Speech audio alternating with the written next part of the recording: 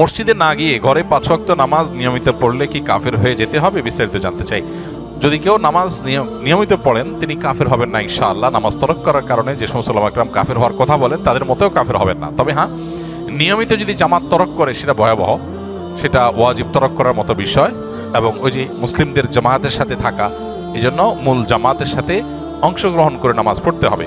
এমনকি মসজিদে ইমাম সাহেব বা মসজিদের লোকজন যদি কিছুটা বেদাতেও লিপ্ত থাকে, ইসলামের গণ্ডিতে খারিজ নাও হয়, বিকল্প পথ না থাকলেও জামাতের সাথেই মসজিদে হাজির হয়ে জামাতে নামাজ পড়া উচিত।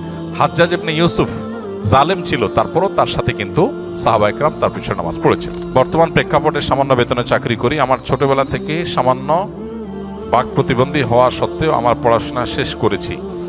আমার এই সামান্য প্রতিবন্ধকতা চাকরির ক্ষেত্রে ব্যাপক প্রভাব লক্ষ্য করা যায়, তাই ছোটবেলা থেকেই চিন্তাভাবনা নিজের যোগ্যতা কিছু একটা উদ্যোক্তা হব।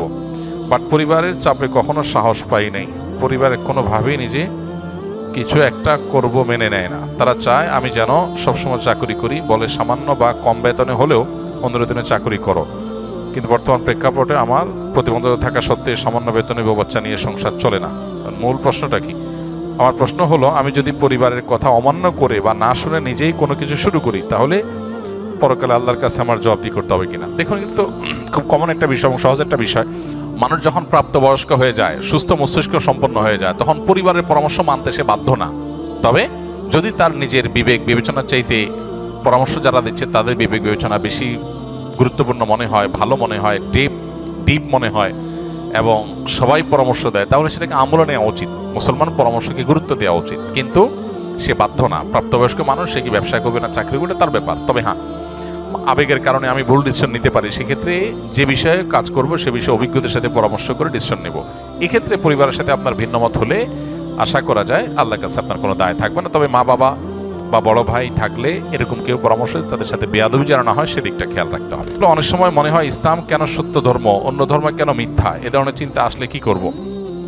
দেখেন, আমরা যখন চাষাবাদ করি শুধু ফসল হয় না, ফসলের সাথে আগাছাও হয়। ধান খেতে ধান গাছ আর আগাছা দেখতে একই রকম লাগে না? এখন কেউ যদি বলে ভাই ধান গাছগুলোকে যত্ন করে রাখেন, আগাছাগুলো কেটে রাখেন, কেন? দেখতে তো একই রকম। এই জন্য পৃথিবীতে প্রচলিত যত ধর্ম আছে দেখতে মনে হয় সব ধর্ম একরকম। আসলে একটা হলো মূল গাছ, মূল গাছের মধ্যে বহু আগাছা সৃষ্টি হয়েছে।